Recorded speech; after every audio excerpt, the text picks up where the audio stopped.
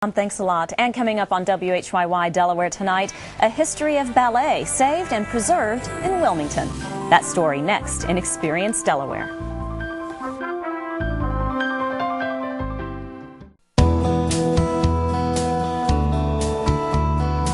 The dance world is marking a milestone in ballet history this year. Tonight's Experience Delaware shows us how a cultural legacy touched Wilmington and is preserved in a local woman's collection.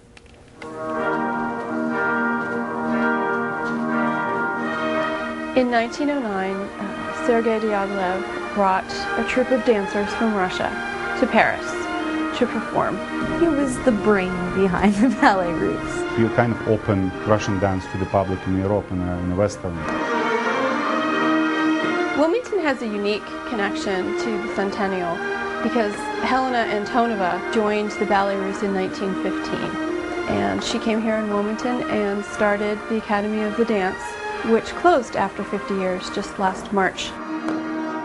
They were selling all of the ballet stuff, the sets, the costumes, the drops, basically cleaning out the whole house and selling everything. In there were many things from the basement, some of which the former director had said, oh, that's just junk, throw that out.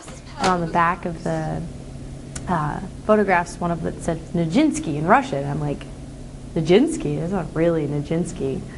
And it really was. And when we went through them, they were very candid photos of Madame Antonova, her husband Leon Wojciechowski, who was a very famous dancer in his own right, their daughter Sonia, who also danced with the Ballet Russes de Monte Carlo, Nijinska, Nijinsky, little candid photos of, behind the scenes, and so we rescued them.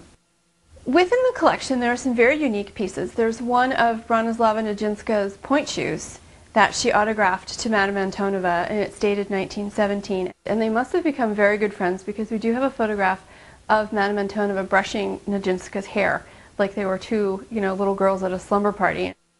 There's a photograph of Madame Antonova, I believe, back in Russia, and she's wearing this very elaborate, very elegant shawl that she had worn on stage as well, and we have that.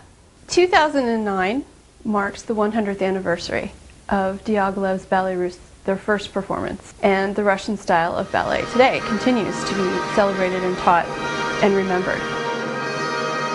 What my teachers were teaching me, I'm going to teach my students, and maybe my students hopefully are going to teach their students. I hope whatever was done before we can preserve. That's it. Yeah. What I would hope for these pieces would be to share them with other people in Wilmington who may have even taken class with Madame Antonova but didn't know who she was or who she danced for or the people she was friends with or her connection. Her daughter's godfather is Picasso. It's such a unique connection that Wilmington, Delaware has, really that no other city can claim. What a treasure box. You can find out more at RussianBalletHistory.com.